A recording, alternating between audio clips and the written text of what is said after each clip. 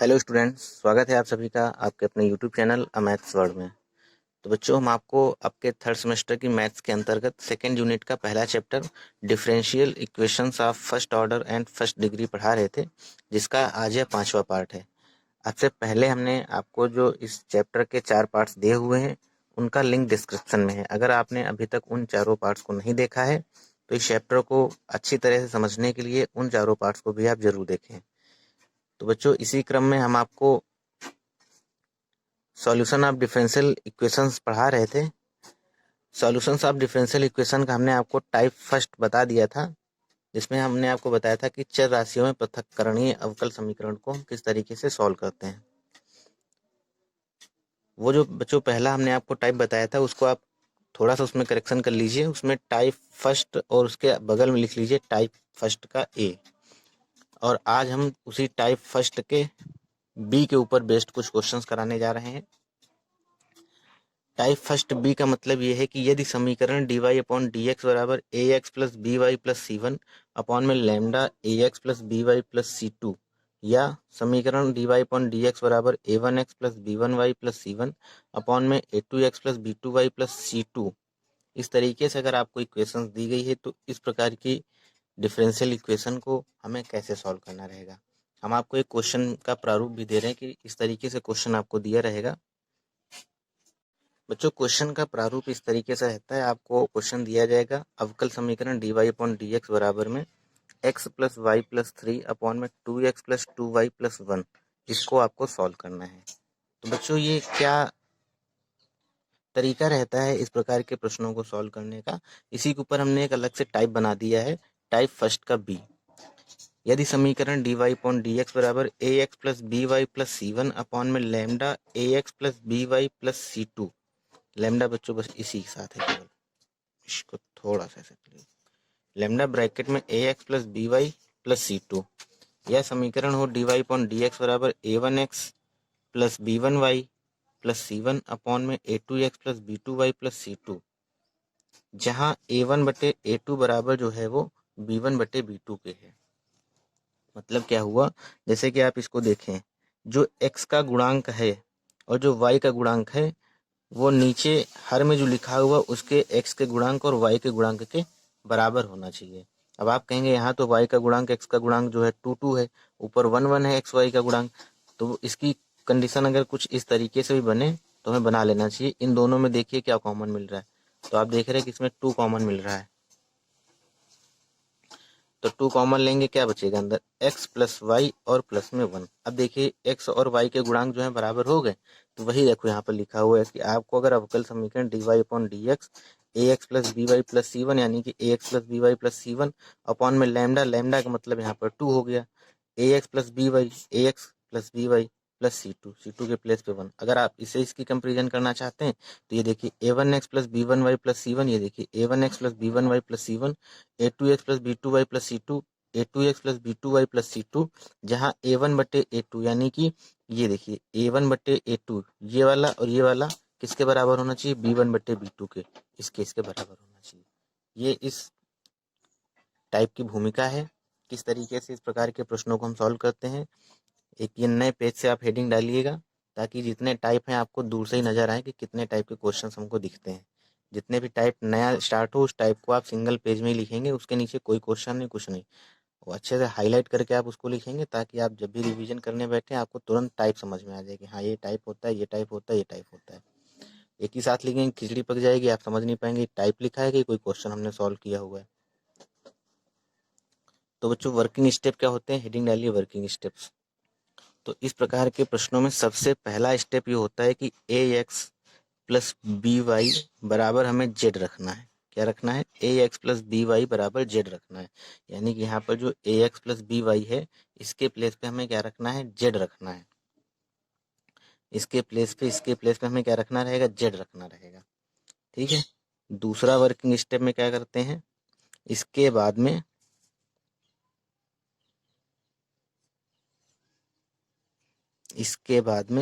इसे अवकलित करें। किसे अवकलित करें, मतलब इसे, इसके बाद में समीकरण 1 को लिख लीजिए यहाँ पे। इसके बाद समीकरण 1 को अवकलित करें। अवकलित करने के बाद में क्या करना है, अवकलित करें तथा जो dy अपॉन dx है इसको dz अपॉन dx के अवकलित करें तथा dy अपॉन dx को dz अपॉन dx में परिवर्तित करें।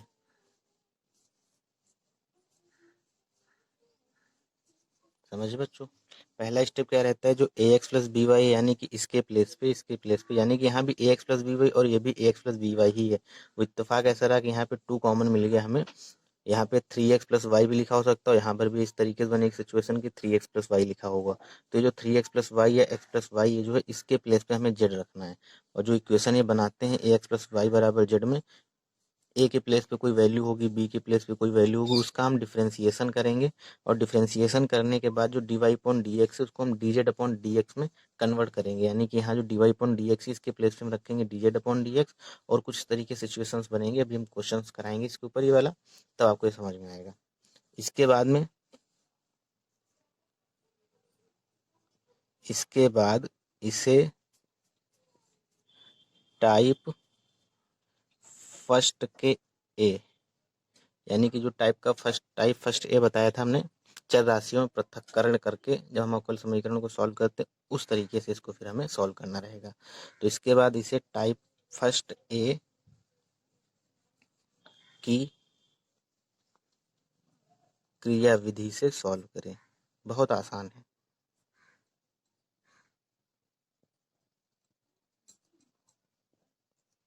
तो तरीका हमने क्या बताया आपको, सबसे पहले इस प्रकार के जो प्रश्न है उसमें हमें ए एक्स प्लस बी वाई बराबर क्या लेट करना है, जेड लेट करना है।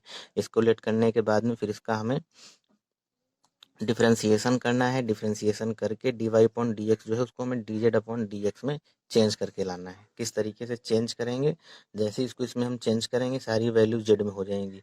जब जेड में हो जाएंगी तो टाइप फर्स्ट के एक के ऊपर पहुंच जाएगा। जो टाइप फर्स्ट है आपने अभी तक याद करा था पहले, चर राशियों पृथक्करण वाला, उसके ऊपर बेस्ड हो जाएगा। फिर आप उसकी क्रियाविधि से इसको सॉल्व कर लेंगे। फिर जेड की जो वैल्यू है वो वैल्यू आप बाद में रख देंगे, जेड की वैल्यू बाद में रख देंगे। कैसे करेंगे ध्यान समझिएगा। मान लो बच्चों आपको एक क्वेश्चन दिया गया है d Y upon D x बराबर माइनस यहाँ पर है और 2x plus Y plus 1 upon में 4x प्लस 2y माइनस 1, इसे आपको सॉल्व करना है। तो सबसे पहले हमने आपको क्या बताया, इसको जो है आप अगर ये a1 b1 a1 बटे a2 जो है b1 बटे b2 के बराबर नहीं है तो नीचे आप देखिए क्या कुछ आपको कॉमन मिल रहा है, तो आप उसको इस तरीके से इस फॉर्म में चेंज करने की कोशिश करें। अगर ये बराबर नहीं है a1 a2 b1 b2, तो सबसे पहला स्टेप तो यही रहेगा आपका d Y upon D x. यहाँ माइनस, इसको आप इस तरीके से लिख लीजिए 2x plus Y plus 1 upon में, यहाँ देखिए बच्चों 2 कॉमन मिल जाएगा हमको। 2 कॉमन लेंगे तो ये हो जाएगा 2x प्लस वाई, यानी कि ऊपर वाला हमें स्टेप मिल जाएगा 2x प्लस वाई और माइनस में 1। अब देखिए यहाँ पर जो है a1 a2 यानी कि a1 a2 और b1 b2 आपस में बराबर हो गए, यानी कि अब ये इस फॉर्म में चेंज हो गया। अगर ये यहाँ पर बराबर नहीं होता तो फिर ये टाइप फर्स्ट के सी में हम आपको समझाएंगे कि अगर ये बराबर ना हो a1 बटे a2 ये does not equal to b1 बटे b2 हो, तब क्या इसके वर्किंग स्टेप्स रहेंगे। अच्छा, तो अभी बात करते हैं टाइप फर्स्ट के बी की। इसके वर्किंग स्टेप्स क्या हैं, तो इसमें हमने आपको बताया है इसके बाद में क्या करते हैं, ए एक्स प्लस बी वाई के स्थान पर हम क्या लेट करते हैं, जेड लेट करते हैं। तो यहाँ पे लिखिए, अब माना ए एक्स प्लस बी वाई, यहाँ पर एक्स प्लस बी वाई के प्लेस पे क्या है 2x प्लस वाई, और इसको हमने क्या मान लिया, जेड मान लिया, समीकरण 1। फिर इसका जो है हम x के रिस्पेक्ट में डिफ्रेंसिएशन करते हैं। डिफ्रेंसिएशन करेंगे, लिख लीजिए यहाँ पर समीकरण 1 का x के सापेक्ष समाकलन करने पर, सॉरी अवकलन करने पर डिफ्रेंसिएशन करेंगे। तो ये क्या हो जाएगा बताइए बच्चों, यहाँ पर डिफ्रेंसिएशन करेंगे, एक्स का एक्स के रिस्पेक्ट में करेंगे तो 1 हो जाएगा, और 2 ऐसे ही रहेगा 2, और प्लस वाई का करेंगे तो ये हो जाएगा d Y upon D x, और जेड का करेंगे तो ये हो जाएगा d z upon D x.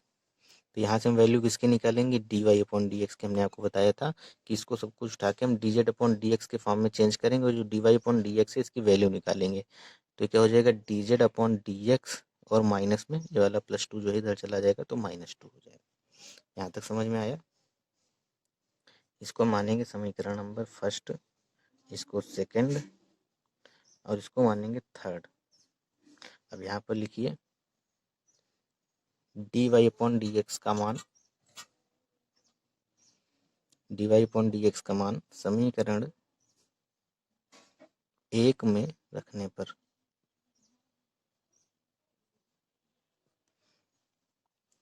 अच्छा बताइए क्या हो जाएगा, 1 में रखेंगे तो d Y upon D x के प्लेस पे क्या आ जाएगा, d z upon D x -2 बराबर, ये माइनस एज इट इज रहेगा, 2x प्लस वाई के प्लेस पे आप क्या रखेंगे, ये जो वैल्यू आपने मानी है रखेंगे यहाँ पे जेड, और प्लस में 1 अपॉन में 2, और इस 2x प्लस वाई के प्लेस पे आप क्या रखेंगे, जेड और -1। यहाँ तक कोई समस्या आपको, कोई दिक्कत नहीं। इसके आगे थोड़ा सा इसको हम और सॉल्व करेंगे, ये 2 जो है उसको हम बराबर की साइड भेज देंगे, तो ये बच्चों हो जाएगा d z upon D x बराबर में -z+1 अपॉन में 2z -1, और ये -2 उधर आएगा तो प्लस में 2 हो जाएगा। ये 2 है, ये z है, कंफ्यूज मत होइएगा। अब इसे जो है हम थोड़ा सा सॉल्व भी कर लेते हैं। अब इसके आगे की जो भूमिका रहती है, अब ये इतना समझ लीजिए कि टाइप फर्स्ट के ए की तरीके की क्रियाविधि से इसको हम सॉल्व करेंगे, जो टाइप फर्स्ट ए की क्रियाविधि हमने आपको बताई है। ये क्या हो जाएगा, डी जेड अपॉन में डी एक्स, और बराबर में बच्चों 2z -1 एलसीएम लेंगे इसके बट्टे 1 मान के, तब क्या हो जाएगा -z और प्लस में 1, और प्लस में ये इधर मल्टीप्लाई हो जाएगा तो 4z और -2 अपॉन में 2z -1। इसे थोड़ा सा अगर हम और सॉल्व करें तो ये हमें क्या मिलेगा, dz अपॉन में dx, और बराबर में ये 4z है, ये -z है, हो जाएगा 3z, और -2 और +1 यानी कि -1, -2 + 1। अच्छा, ये जो माइनस है ना, ये माइनस, इस माइनस इसमें हम मल्टीप्लाई भी कर ले रहे हैं, तो -z, ये इस तरीके से मान के चलो लिखा हुआ, -z बाहर है ना सभी से, तो मल्टीप्लाई करेंगे तो ये हो जाएगा -1, -z -1, तो ये -2 -1 कितना हो जाएगा, -3, और अपॉन में 2z -1। यहाँ तक कोई समस्या आपको, कोई दिक्कत नहीं। इसके आगे बच्चों हमने आपको क्या बताया, अब ये जो है हम इसको टाइप फर्स्ट ए की क्रियाविधि से सॉल्व करेंगे, यानी कि इसमें जो जेड वाला डिपार्टमेंट है, जेड वाला जो भाग है, उस जेड वाले भाग को हम डी जेड के पास ले जाएंगे, और जो एक्स वाला भाग है उसको हम डी एक्स के पास ले जाएंगे। अगर नहीं है तो कोई दिक्कत नहीं, हम डी एक्स के पास ऐसे एक्स को छोड़ देंगे। अब बताइए डी जेड के पास लेके आएंगे तो क्या हो जाएगा, 2z -1, इधर मल्टीप्लाई कराएंगे, क्रॉस मल्टीप्लीकेशन, तो 2z -1, और अपॉन में ये वाला जो 3z -3 है इसी के नीचे आ जाएगा 3z -3, और ये dz, और बराबर में dx। जब चर राशियों में इसका पृथक्करण हो जाता है तो इसके बाद क्या करते हैं, इसके बाद बच्चों चर राशियों पृथक्करण का मतलब जब ये इस फॉर्म में चेंज हो जाए, हम बार बार आपको बताते हैं f1x बराबर f2y dy, इस तरीके से चेंज हो जाए तो फिर हम क्या करते हैं, इसका इंटीग्रेशन करते हैं। तो अब इस इक्वेशन का, ये जो इक्वेशन बनी है 4th नंबर, इस इक्वेशन का हम क्या करेंगे, इंटीग्रेशन करेंगे, समाकलन करेंगे। ठीक है बच्चों, बात समझ में आई आपको। अब इसका हम समाकलन करेंगे, यहाँ तक पहले नोट कीजिए, फिर आगे हम बढ़ते हैं। एक बार और रिपीट कर दे रहे कि हमने आपको क्या बताया है। जैसे क्वेश्चन दिया गया है तो इसमें सबसे पहले हम देखते हैं ये इस फॉर्म में है या इस फॉर्म में है या इस फॉर्म में है। इस फॉर्म में अगर ये नहीं मिल रहा तो फिर हम इस फॉर्म में बनाने की कोशिश करेंगे। तो इस फॉर्म में अभी ये दिया गया है आपको, हमें यहाँ पे चेक करना है कि a1 a2 b1 b2 के बराबर है। ऐसा चेक करने के लिए हम नीचे जो हर में है कुछ कॉमन लेने की कोशिश करते हैं। अच्छा, कॉमन लिया तो कॉमन लेने के बाद पता चला कि a1 a2 और b1 b2 की जो वैल्यू है आपस में बराबर है। a1 बटे a2 बराबर किसके, b1 बटे b2 के। तो इसमें हमने आपको बताया कि पहला स्टेप रहता है कि जो ax प्लस by की फॉर्म बनती है इसको हम z मान लेते हैं। यहाँ ax प्लस by के प्लेस पे है 2x प्लस y, इसको हम z मान लेंगे। जिसको हम मानते हैं उसका हम x के सापेक्ष एक बार अवकलन करेंगे। अवकलन करेंगे तो इसका अवकलन होगा 2, x का 2 हो जाएगा और y का dy अपॉन dx, और z का करेंगे तो dz अपॉन dx। यहाँ से dy अपॉन dx की वैल्यू निकालते हैं। वैल्यू निकालने के बाद ये सारी वैल्यूज को हम यहाँ पर पुट करते हैं। तो dy अपॉन dx की वैल्यू निकालेंगे तो dz अपॉन dx, और ये वाला जो प्लस 2 उधर चला जाएगा बराबर के, तो हो जाएगा -2। अब dy अपॉन dx का मान जो है समीकरण 1 में रखते हैं, और ये जो वैल्यू इसको भी उठा के समीकरण 1 में एडजस्ट करते हैं।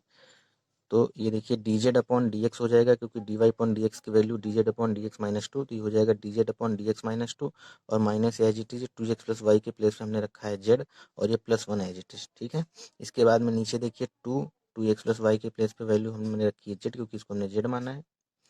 तो ये हो जाएगा z और -1, dz अपॉन dx क्या हो जाएगा, -z+1 अपॉन 2z -1।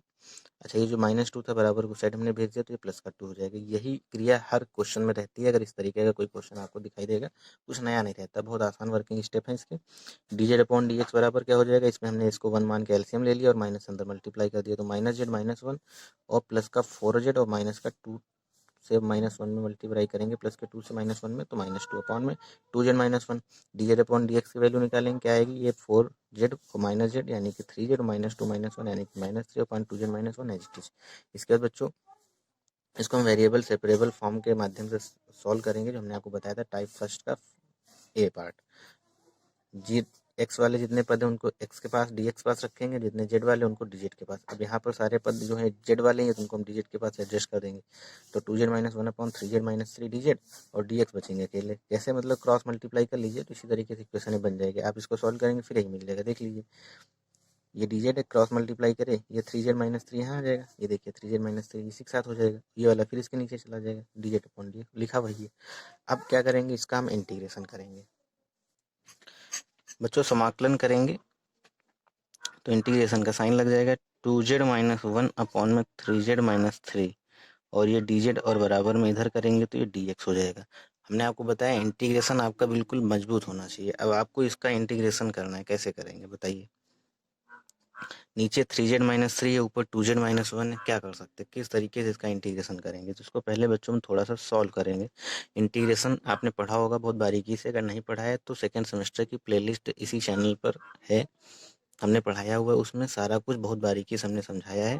अगर आपको इंटीग्रेशन में जरा सी भी समस्या हो कि किस तरीके से इंटीग्रेशन हम करते हैं, किस तरीके से प्रतिस्थापन द्वारा करते हैं, किस तरीके से बाई पार्ट्स द्वारा करते हैं, किस तरीके से पार्शियल फ्रैक्शंस द्वारा करते हैं, आंशिक भिन्नों के द्वारा, तो वो सारे वीडियो उसमें पड़े हुए हैं, आप ज़रूर विजिट कीजिएगा अगर आपको इंटीग्रेशन में थोड़ी सी भी प्रॉब्लम होती है। तो बच्चों इसको सॉल्व करने के लिए अब हमें क्या करना पड़ेगा, इसे थोड़ा सा ब्रेक करना पड़ेगा। तो इसको हम लिख सकते हैं बच्चों, क्या लिख सकते हैं, इसको हम लिख सकते हैं 2z -1 को हम लिख सकते हैं -2 + 1। इसको सॉल्व करेंगे, यही लिखा हुआ है। और नीचे देखिए 3 दोनों में कॉमन मिल रहा है, कॉमन ले लेंगे, अंदर क्या बचेगा z -1, और ये dz ऐसे ही रखेंगे बराबर इंटीग्रेशन के उस साइड, मतलब इक्वल के उस साइड इंटीग्रेशन ऑफ dx। तो बच्चों इसमें हमें 2 कॉमन दिखाई दे रहा है, इसमें हम 2 कॉमन ले लेंगे, अंदर क्या बचेगा z -1 और प्लस में 1। और जो क्या मतलब है इस बात का, इसको हम सेपरेट करके लिखे ले रहे हैं, देखिए ध्यान से। 2z -1 integration of 2z -1 upon में 3z -1 और dz यहाँ पर प्लस करके एक बार इसके नीचे इसको हम करके लिखे ले रहे हैं, तो 1 अपॉन में 3z -1 dz बराबर integration of dx। I hope आपको यहाँ तक बच्चों बिल्कुल समझ में आया होगा। इसके आगे बढ़ते हैं। देखिए 2/3 जो है कांस्टेंट है, इंटीग्रेशन से बाहर हो जाएगा, और ये देखिए अच्छा कैंसिल हो रहा है, ये कैंसिल हो जाएगा। 2/3 इंटीग्रेशन से बाहर, इंटीग्रेशन के अंदर क्या बचेगा 1 dz, सॉरी 1 dx, ये अच्छा dz ही तो है, 1 dz, ये 1 dz हो जाएगा, और प्लस में यहाँ पर देखिए 3 जो है वो कांस्टेंट इंटीग्रेशन से बाहर हो जाएगा, 1/3 इंटीग्रेशन ऑफ 1/z -1, और ये dz बराबर में इंटीग्रेशन को साइड dx। आई होप यहाँ तक बच्चों आपको बिल्कुल समझ में आया होगा, कोई दिक्कत नहीं होगी। अच्छा है, 2/3 तो कांस्टेंट है, 1 का हम z के रिस्पेक्ट में जब इंटीग्रेशन करेंगे तो 1 का जिसके रिस्पेक्ट में हमें इंटीग्रेशन करना रहता है तो वही आ जाती है वैल्यू। 1 का z के रिस्पेक्ट में करना यानी कि z प्लस 1/3 1/x का x के रिस्पेक्ट में अगर हम इंटीग्रेशन करते हैं, बताइए बच्चों क्या होता है। 1/x का x के रिस्पेक्ट में जब हम इंटीग्रेशन करते हैं तो होता है log x। इसी तरीके से 1/z-1 का हम z के रिस्पेक्ट में इंटीग्रेशन करेंगे तो हो जाएगा log और z-1 और बराबर केवल हो जाएगा x। ठीक है बच्चों, यहाँ तक कोई दिक्कत है आपको। और plus constant of integration c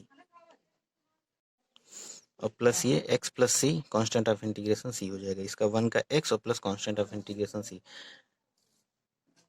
अच्छा बच्चों, कांस्टेंट ऑफ इंटीग्रेशन हम एक ही क्यों लगा रहे हैं? इधर भी तो हम इंटीग्रेशन कर रहे हैं, इधर क्यों नहीं लगा रहे हैं?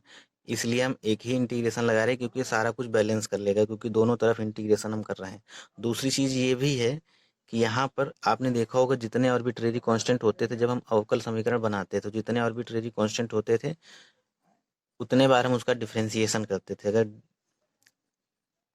एक आर्बिट्रेरी कांस्टेंट है तो एक बार डिफरेंशिएशन करते थे, दो आर्बिट्रेरी कांस्टेंट हमको मिलते थे दो बार करते थे तो इक्वेशन हमें मिलती थी d2y/dx2 के रूप में। तीन होते थे आर्बिट्रेरी कांस्टेंट तो हमें इक्वेशन मिलती थी d3y/dx3, क्योंकि तीन बार करेंगे डिफरेंशिएशन तो d3y/dx3 बन जाएगा। अच्छा, अब यहाँ से हमें अगर पुराना उसी रूप में फिर से पहुंचना है तो यहाँ ध्यान से देखिए, यहाँ पर तो केवल dy/dx यानी कि एक ही आर्बिट्रेरी कांस्टेंट मिलेगा। अगर यहाँ पर d2y/dx2 होता तो हमें फिर दो आर्बिट्रेरी कांस्टेंट बनाने पड़ते। ठीक है, वो बातें हम आपको बाद में बताएंगे जब हम उच्च कोटि के डिफरेंशियल इक्वेशन वाली क्वेश्चंस कराएंगे। अभी हमें केवल dy/dx पे चर्चा करनी, तो यहाँ पर केवल एक ही कांस्टेंट ऑफ इंटीग्रेशन को हम लेके चलेंगे जो कि आर्बिट्रेरी कांस्टेंट के नाम से भी जाना जाता है यहाँ पर।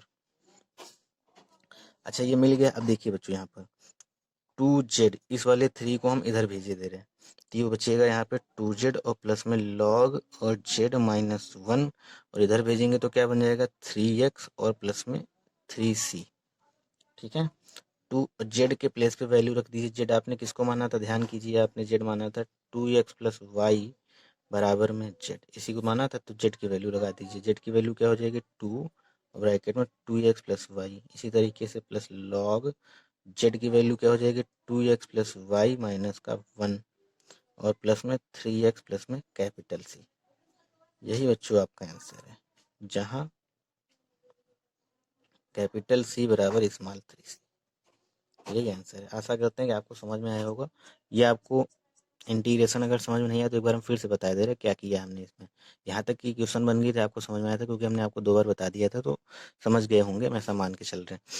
इसका हमें इंटीग्रेशन करना है वेरिएबल सेपरेबल फॉर्म मेथड से। हमने इसको अलग अलग कर लिया, जितना जेड वाला डिपार्टमेंट है उसको डीजेड के पास और एक्स वाला तो कोई था नहीं, उसको अलग ही करके रखा है। अभी इसका हम सिंपल तरीके से इंटीग्रेशन नहीं कर सकते, इसलिए हमने सोचा कि चलो इसको जो है थोड़ा सा ब्रेक कर लेते हैं। -1 को हम लिख सकते हैं -2 + 1। -2 + 1 लिखेंगे 2z और -2, इसमें देखिए 2 कॉमन मिल रहा है तो हमने 2 कॉमन ले लिया, और इसमें देखिए 3z-3 में 3 कॉमन मिल रहा है तो यहाँ 3 कॉमन ले लिया तो z-1 और बराबर integration of dx as it is 2z-1 + 1। इसमें 2 कॉमन लिया तो z-1 + 1 और एज इट इज लिखा हुआ। इसके बाद बच्चों हमने क्या किया, इसको एक बार इसके नीचे कर लिया, इसको एक बार कैसे, मतलब जैसे यहाँ पर लिखा हो 3x + 5/2, तो इसको आप क्या लिख सकते हो बताओ? इसको आप लिख सकते हो 3x/2 भी लिख सकते हो प्लस 5/2, अलग अलग करके भी लिख सकते हो। तो वही हमने किया। एक देखिए, एक तो ये बड़ा सा प्लस दिखाई दे रहा है आपको यहाँ पर, तो एक बार इसको हमने इसके नीचे कर लिया और प्लस लगा के एक बार इसको इसके नीचे कर लिया। देखिए, एक बार इसको हमने इसके नीचे कर लिया और प्लस लगा के एक बार इसको इसके नीचे कर लिया। तो वही यहाँ पे किया हमने, इसको इसके नीचे एक बार किया तो ये लिखा हुआ है, इसको इसके नीचे एक बार किया तो ये लिखा हुआ है, बराबर इंटीग्रेशन ऑफ dx तो चल ही रहा है। देखिए यहाँ पर z-1 बराबर है, कैंसिल हो जाएंगे। 2/3 इंटीग्रेशन है, कांस्टेंट इंटीग्रेशन से बाहर हो जाएगा, अंदर बचेगा 1dz। इसी तरीके से 1/3 कांस्टेंट, ये भी इंटीग्रेशन से बाहर, अंदर बचेगा 1/z-1dz और plus dx, integration of dx। अब यहाँ देखिए बच्चों, 1 का जब हम z के रिस्पेक्ट में करेंगे तो z आएगा 1/3 log z-1 हो जाएगा, क्योंकि 1/x का इंटीग्रेशन होता है log x, बराबर में 1 का x के रिस्पेक्ट में करेंगे इंटीग्रेशन, x हो जाएगा plus constant of integration c। ये क्या हो जाएगा बराबर में 2z प्लस log z-1 बराबर 3x प्लस 3c। कैसे 3x? ये वाला 3 जो हमने इधर भेज दिया एलसीएम लेके, यहाँ बचेगा 2z प्लस log z-1, ये बचा हुआ है। इसके बाद बच्चों z की वैल्यू, ये z आपने माना था, लिख लीजिए, चूंकि इसको यहाँ पे हमने लगा दिया 2x प्लस वाई, क्योंकि z की वैल्यू है 2x plus y, log z के प्लेस पे 2x plus y -1 as it is plus 3x plus capital c. बच्चों इसी के ऊपर बेस्ड एक सेकंड क्वेश्चन है आपके एक्सरसाइज 4.2 का, वैसे 11 नंबर क्वेश्चन है, आप देख लीजिएगा। तो ये इसी टाइप के ऊपर बेस्ड है। कैसे करेंगे, तो सबसे पहले हम चेक करते हैं कि यहाँ पर A1 A2 B1 B2 के बराबर हो सकता है। इसके लिए हम हर में कुछ कॉमन लेने की कोशिश करते हैं। तो कॉमन लेंगे तो यहाँ 2 कॉमन निकल आएगा, तो अंदर क्या बचेगा x प्लस वाई, और ऊपर भी x प्लस वाई, एक्स का गुणांक भी 1 है, नीचे भी जब कॉमन ले लेंगे तो यहाँ भी x का गुणांक 1 रहेगा। ऊपर y का गुणांक 1 है, नीचे जब हम y यहाँ कॉमन ले लेंगे तो यहाँ भी y का गुणांक 1 बन जाएगा, यानी कि A1 बटे A2 बराबर किसके हो जाएगा, B1 बटे B2। तो इसको आप बच्चों क्या लिख सकते हैं, dy अपॉन dx बराबर में x plus Y plus 3 upon में 2 कॉमन लेंगे तो x प्लस वाई प्लस में 1। इसको भी आप ब्रैकेट के अंदर चाहें तो लिख लीजिए।